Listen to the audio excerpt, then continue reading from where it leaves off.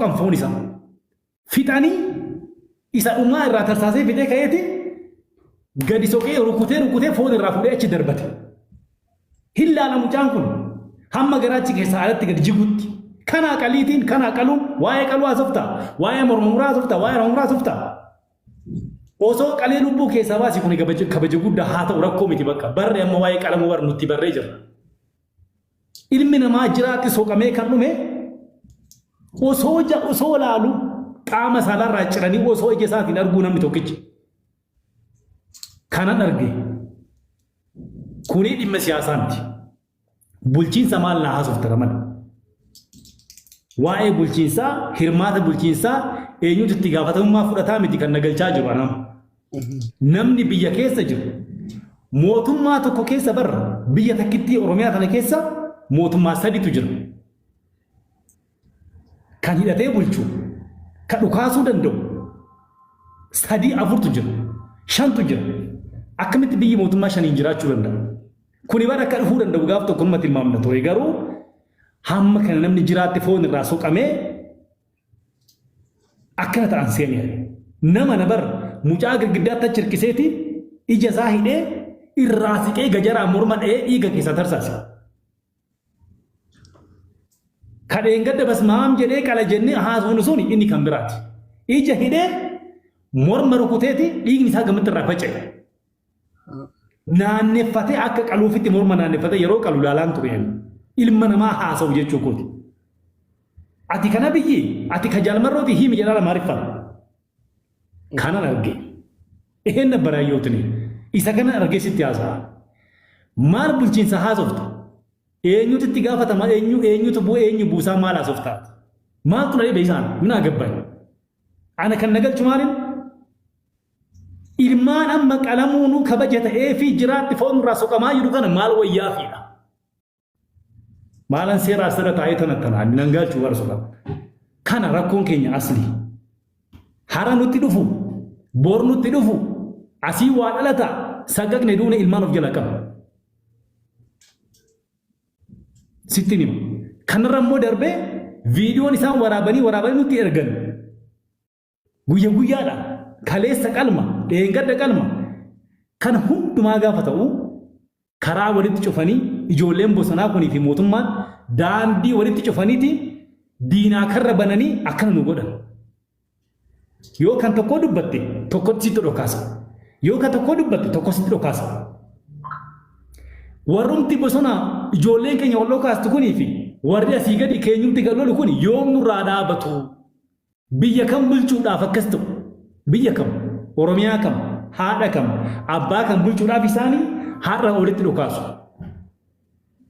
Riilii amma jarri kun dhuguma teessoodhaaf malee ijoollumti keenya kun biyya kanaafi maal tokkichi hiikkatee dhiisee biyyi kun nagaa ta'ee wajiyyoo jarattii ofirraa dhowwine maal ta'a? Warra nama qabtu kun akkanatti tokko taane bulchiinsa mootummaa tokko yoo gargaare maal ta'a? Maal yoo mari'atan? Yoo mari'atu immoo yoomi guyyaan marii sun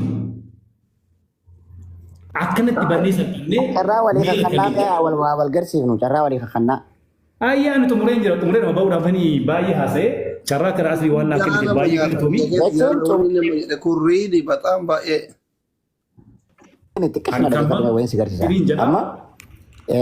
Assalamu alaikum. Alaikum salam. Nuti amma wanni nuti haasofnu waa'ee siyaasaatii miti nuti lubbuudhaan dhumu jirra qalamu jirra akkas ta'u jirra waa'ee siyaasaa waa'ee bulchiinsaa waa'ee itti gaafatamummaa kana nun galchuu kan akkana jenne fakkeenyaaf akkana jette. Lubbuu namaatu maal seetanii? Akkaataa itti walqabu dubbii keenyaan qoy akka siyaasan ta'an kiyyaaf keetu akka siyaasan ta'an yeroo tokko godhe nan fixadha. Kiyyaaf keetu akka siyaasa ta'ee sagantaa marii hin taane kan hin jechaa jiru rakkoon keenya kan jalqabaa kan guduunfee sitti himu tokkummaa ilmaan kana lamaanii haadha mana tokko bahaniiti obboleessi gara mootummaati kan bosonaatti dhukaasee reeffa obboleessa isaa arge. kabarmaan tokkoomu. Annaa gala bakka itti dhaabbatee dubbatte akka gaariin naa galee jira. Wayiinsi galchuuf deema. Maali? Gurgurri amma fakkeenyaaf ni du'ee abaluu du'ee hogguu jennee maaliin du'ee jenna amma fakkeenyaaf dhukkubsatee du'ee okay. Dhukkubsatee nama dhukkubsatee du'een siima fakkeenyaaf dhukkubsatee du'ee yaaboo maal ta'e siin jan deebi'anii yaaboo maal ta'e hogguu siin jan bari sombaatti dhufee bari mataa dhukkubee bari dhiiga tufee bari akkana ta'ee maal ta'ee maaltu itti bu'e jennee akkasii wal gaafatan nuti du'ee maaliif qalmi kuni nama qalu jiranii kalloo raafuu jiranii nama gubaa yes hawna hunda beeyna ilaa ammaa miti turteetti jirra maaliif namni du'e maaliif namni qalamu jira maaliif kalloon irraa fuudhamu jirti ta wal gaafachuu qabu wanni waan san hundi godhamu jiruuf siyaasa akka ta'e walii gala nuti hundinuu okay eega wanni kana godhamu jiruuf kun siyaasa ta'e siyaasa kanaaf eenyu akkas nama godhu jiru siyaasni kun karame kamadde itti gaafatamummaa waan kanaa ta'u eenyu barbaaduun dirqama keenya ta'a jechuudha. Yoo du'a san barbaadu teenya yoo du'a san dhaabsisuu teenya. Duuti wanni namni keenya wal fixaa jiruuf ijoolleen teenyas wal fixaa jirtuu fi siyaasaadhaan dhiini keenya dalagamuu jira. Siyaasaan dhiini keenya dalagamuu kana dhaabuudhaaf ammoo itti gaafatamummaa qabaachuu qaba. Itti gaafatamummaa sani abbaan barbaadu jira. Gaafa itti gaafatamummaa kana abbaan barbaadnee uummata keenya agarsiifne qubatti laanne uummanni keenya namatti duuluu fi nama firraa dhoorku beekaa jechuudha. Sanimaa fi nama itti aanuuf kan dhiifama naa godha. Isinitti deebuu qiyyaa. Galatoma. Ayye galatome. Asli assalamu alaikum. Isin cufti. Alaal obboleeyyan kiyya yoo isin afaan amaaraa isinii galee dhageessan muumminni ministeer Abiy Ahmed Khalee sagalee isaatiin jee namni kana godhe miseensa keenyaa namni hidhaa amma jiru ummata paarlamentii fi ummata poolisaa jee masuulummaa biyyaa ka qabu riphee lolaa miti mangistiidha isin warrees gubbaa dhufee dhiiga Oromoo ganna qabu kanarraa kursuma gurbaa kana jala qabnaaf rakkattan kursii mangistiin dhuftee deemte obboleeyyan kiyya Oromoon numa teessee Oromoo numa jirti. Oromoo amma dhibba meeqatuma jiran fixu. Ta Oromoo dhumuu isin rakkin amma wani raasoo qabnu siyaasaa miti. Akkamitti lubbuu Oromoo baraarraa kan raasoo qabnu. Oromoon tuni yooma duutirraa dhaabbattiidha. Amma 50 duutii yooma irraa dhaabbata. Kan dhufuu kan deemu maaliif Oromoo tana qalaa kan raasoo qabdan. Kan dhufee bar maarree shanee maaltu riphee lalaan nugee maaltu nugee ka qawween deemu. Biyya sun eegam irraa dhufe baay'ee kan geenye. Biyya sun nama kudhan irraa namni ja'a qawween deema. Biyya akkas qawwee qabdu hin jirtu addunyaarra. Biyya bar obboleessa kiyya bar galamsorraa yoo ilaa Finfinnee deemte hoggu kumtakka fattashamta bar hoggu kumtakka. Keelaa kumtakkaa jira keelaa kumtakka. Milmee naquun dandeessu bar biyya akkasii keessatti namni qalamaa fudhatama hin qabu. Nama Itoophiyaa dhaqee ijaan arkee jira. Ani chiin dhufee bar. Obboleessa kee Finfinnee keessa halkan guutuu fattashamta. Mana tokkorraa mana tokko deemtee fattashamta halkan keessa. Makiinaa dhaabanii makiinaa guutuu fattashaa bulan. Soba asli keenya. Bar namni keenya moggaa lama baheeti qoba waliin laatu jira malee biyya sun silaa ijaan agarte obboleessa kiyya biyya ammas takka qawwee qabdu hin jirtu. Takkaa qawwee dirisuun agarte. Ani achiin dhufee bar. Sirkaan dhayxee. Sirkaan dhayxee. Arsii sirkaan. Ani kutaan hin dhaqe kutaa lama qofa Wallaggumaa fi Boorana qofaan hin dhaqini. Ani baatii afran sun bakkaan hin dhaqini qabu. Maal haasawte shawumaan taa'e irra guddaa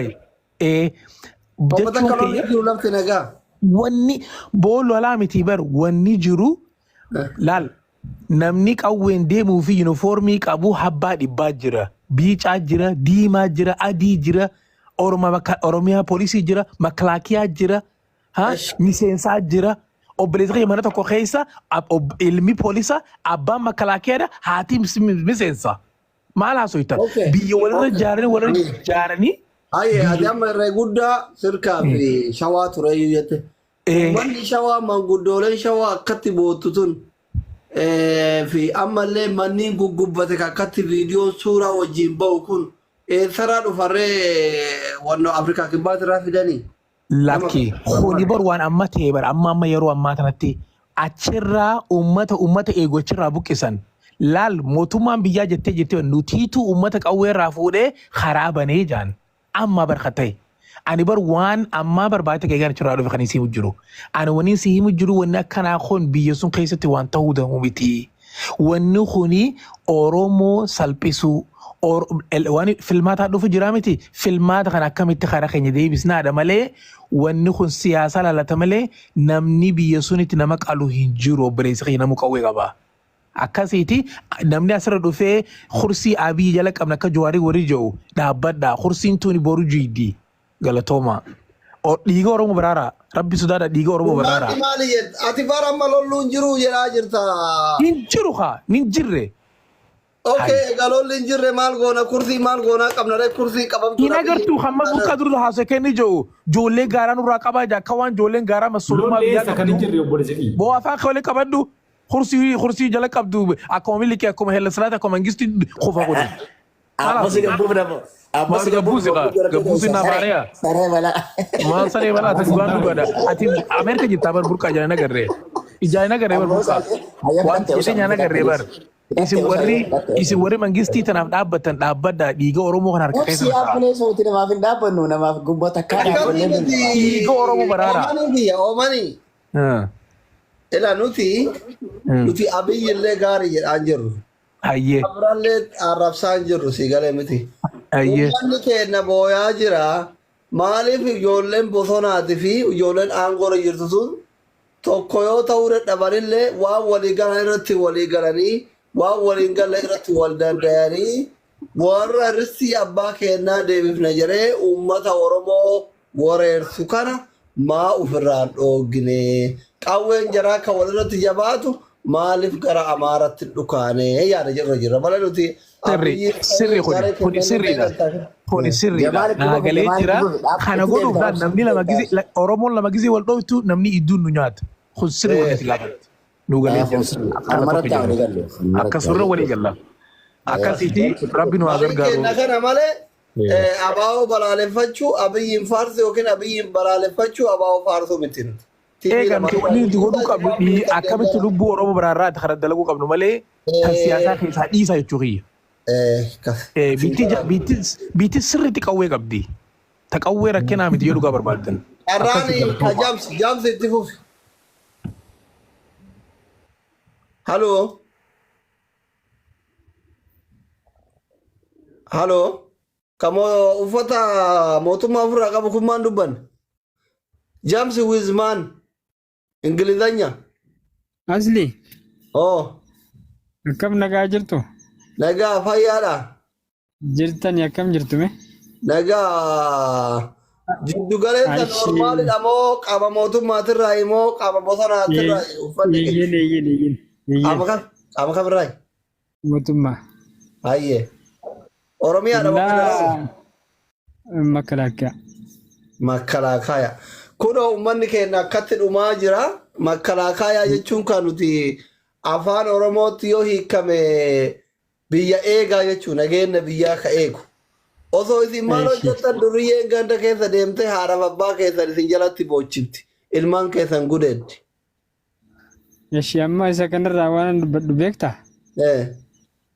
Maal ture jalqaba irratti uummanni keenya tokko ta'uu dhabuudha kan waa'ee isa kana kan fide uummanni keenya tokko ta'uu dhabuudha malee rakkinni biraa hin jira jedhee hin yaadu.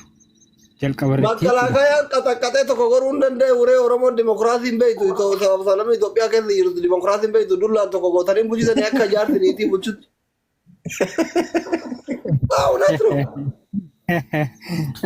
Kanarratti nuti maaltu nu ilaallata yoo jette biyyi biraa Itoophiyaa akka hin weerarree jalqaba irratti kanaaf dhaabbanna malee amma fakkeenyaaf biyyoota xilaata Itoophiyaa ta'anii jiru san ittisuudha malee kaayyoon keenya inni jalqabaa kana sun erga nagaa ta'eegin biyya keessatti deebinee biyya keessatti tasgabbeessuu kun hojii keenya. Innaa kanaafuu jalqaba irratti akka naannootti yoo kan ilaaltu naannoo qaamni hidhatee jira. Poolisii Oromiyaatti qabee hamma milishaatti kan hidhatee jira beektaa?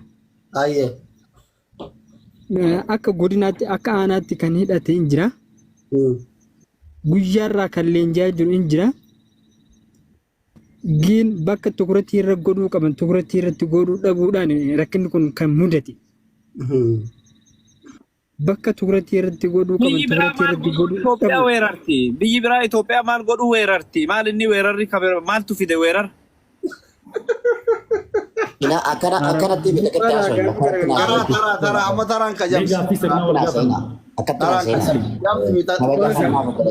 Seera marii jamsi. Oromoo walitti dhiyaadhaa waliin haasayuu baradhaame.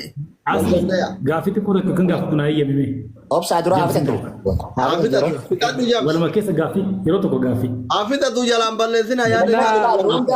Laa nuun taa'u gannaqi tokko nu haasayisi nuun taa'u gannaqi akkasuma daqiiqaan kuru daqiiqaan shan kaa jamsi dubbadhu. Innaa kanaafuu maalin jechuu barbaade jalqaba irratti tokko ta'uun hunda caalaa tokko ta'uun barbaachisaadha. Asirraa kan isin hordofaa jiru tokko kan turte kiftatiin kun mudatu yaada jiruun qabu malee yaa'ii kana caalaa waan hin jedhu hin qabu. Carraa nama biraa dabarsee kan hin barbaade. Eshi bareeda tokkummaa amma nu gaafii akka dhuunfatitti ansirraa qabu. Artistiin tokkummaa jedha waggaa bara meeqa. Sirba tokkummaa yaa ilmaan Oromoo tokkummaa yoo dhageettee dhagaa guddatte qaaf ijoollee. Yaawwa dhagee. Artistiin tokkummaa jedha. Hayyuun tokkummaa jedha. Sheekiin tokkummaa jedha. Mootummaan tokkummaa jedha. Makkalaaqaan tokkummaa jedha. Tokkummaa jedha. Wallaala beekaan tokkummaa jedha. Bakka uummanni immoo tokkummaa dideetti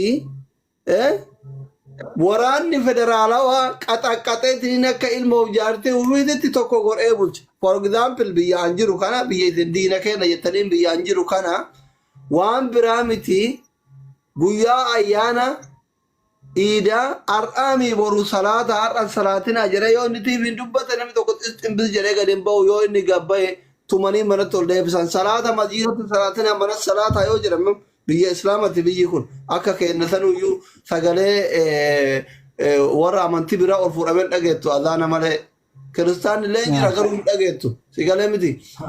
Kama san akkas ta'e masjiidatti salaatina mana salaata yoo jedhame gizee fedhe gizee jedhu qabu.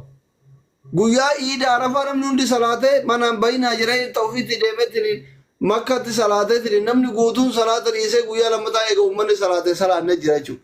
Hin salaatina salaatuma rabbi qarbi nafsee keetiif salaatu kana hin salaatina yoo jedhame namni gadi hin bahu wanno bulchaa jechuudha. Qaama hidhatee bulcha aangootti kan dhufe bakka amma maarshaal Biraanuu Juulaa nama jiru kana dhufe jechuudha. Itti aanaa akka ture dhufe galee miti ajajaa waraanatti dhufe. Kanaafi bakka uummanni sabaaf sablammiin isin bulchitan kunitti tokkummaa wallaalatti isin gurra keessa garaftanii tokkoomsuu maaltu isin dhooggee bakka argatti namni wal qalaa waan kanarratti waraanni federaalaa maal yaada maalirra jirta wanni yaaddame jira. Dimokiraasiin beektuu Itoophiyaan dullaa barattee waggaa 250 tumamaa turte. Biyya dimokiraasiin beekne maaliif dimokiraasii iska daangaa akka malee babal'iftanii namni wal fixa waan kanarratti itti yaaddanii jirtu akka sirna keessanitti baanitu. Eshi dooktar gaafii bareedaa na gaafatte kan amma gabaabseensi deebisa maal ture beektaa kanarratti tokko hawlan fakkeenyaaf kan kililii wayim kan waradaa bulchu tokko wayim aanaa bulchu tokko rakkinni tokko yoon aanaa tokko keessatti kan argamu ta'ee dabarsee kan nu qaba qaama isaa olitti yeroo san qaamni isaa olii tarkaanfii fudhachuu hin danda'a malee otoo qaamni aanaa bulchu jiru wayim waraanni mootummaa galee waan tokko gochuu hin danda'u. Jalqaba kan riippoortii godhu qaama aanaa bulchu sanii jechuudha. Gahee guddaa kan taphatu jalqaba irratti qaama aanaa bulchu. Innaa jalqaba irratti itti gaafatamummaa guddaa qabu waan ta'eef rakkinni isaan bira jira. Gabaabseensi deebisa kana. Waan arrabsiibsisan gartee itti gaafatamummaan naannoo bira jira. Naannootitu gabaasee federaala gaafachuu qaba. Bakka tana narra ulfaatee narra jabaatee hoottuu seeni na gargaari jee federaala gaafachuu qaba. Gaafa sarraa yaattisi biyyaa dhaqee bakka sanatti gaddeessaa jechuudha. Galatoomii barreessaa carraan keeti. Barreessaa. Ooyya asilii koo akkam? Nagaa fayyaa. Ummata moo qaama walitti irraa jette? Qaama kam irraa? Ani aboo qaamuma ani hunda keessan jira. Qaama sani kanan jedhu qabu anuma akkasiiti ani asilii koo. Ayyee. Ayyee. Ani duraan dursee olla galchuu keetii fi mana kee kanaan yeroo baay'ee nawwa. As jalaayis baheen beeku ani ganama yoo seene dura asallaala mana kana.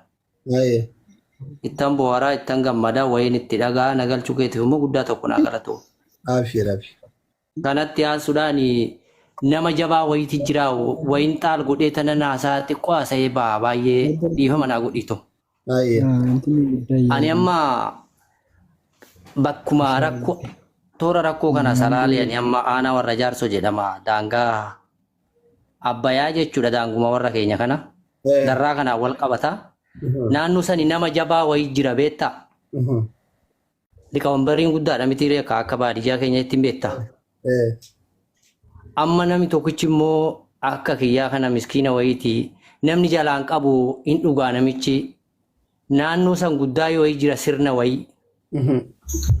Isiniif ta'a hunda keessaniif taa'afani wanti kun.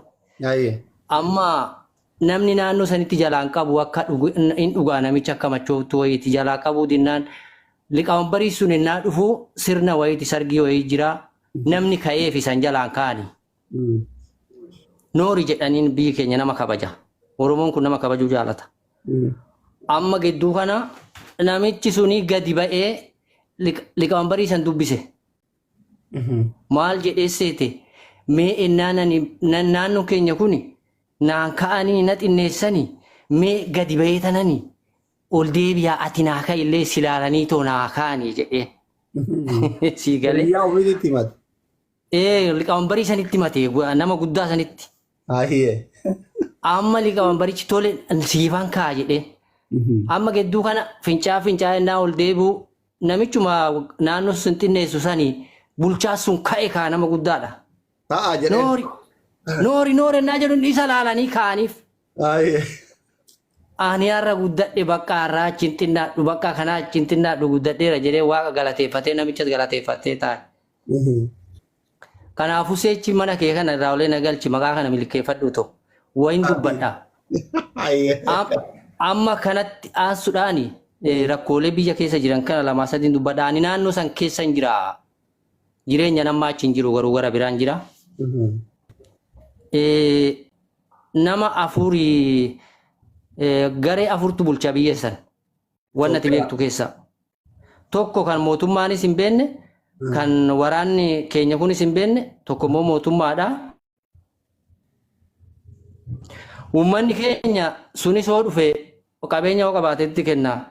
Yoo qabeenya dhabe ulee isaa taqabbalee gobameetu mataa malee namni dubbatu hin jiru. Ani xiqqoo ishii wannoon ani akka kiyyaatitti odoo jarri hundumtuu wal ta'eetoo lubbuu namoota keenyaa kana baraare. Ani akka aanaa warra jaarsoo qarqara sanirra jirra gandi baadiyyaasaa ganda 26 magaalaa 3-4 qaba magaalaa san malee gandi baadiyyaa sun yoo baddaa aanaa magaalaa san taate malee nageenyi hin jiru jara kaantu bulchaa yoo gadi bu'ani sun gobee galaa sun saamee galaa kun immoo innaa isaan deebi'anii qaxaqaxa. Kanaafuu baga makalaakaan kunis as jiraate raayyaan ittisa biyyaattis yoo du'e ijoolluma keenya sunis yoo du'e ijoolluma keenya dura odoo ofii walajjeesuu baatanii ofii nagaa buusanii garri biraan tokko odoo kanuma irratti xiyyeeffatanii baay'ee bareedaadha. Akkittiin warri waraanni daggalaa kunis hin lolle raayyaa ittisa biyyaa ofirra eega. Sunis jara san hin loluu hodhake duuban ofirra eega. Kana rakkoon isaa. Kanaafuu odoo ofuma isaaniitti nagaa buusanii irra bareedaadha durasa laalanii too maaliif wal ajjeesanii maaliif wal fixaniidha. Deebi'anii immoo sunis odoo jarri lamaan wal ta'e gandi dhufee nama hin qalu. Nuti hin beekna tokkos kaleessuma kan qalame amma mee makalaakaan kun yoo to'ate kaleessuma jechuudha. Nama 3-4 qalame albumaan aanaa san irratti bakkee Goljee jedhamutti jechuudha. Kanaafuu maalooyi rakkoo kanaa ani immoo xinnoo shikinoo nagaa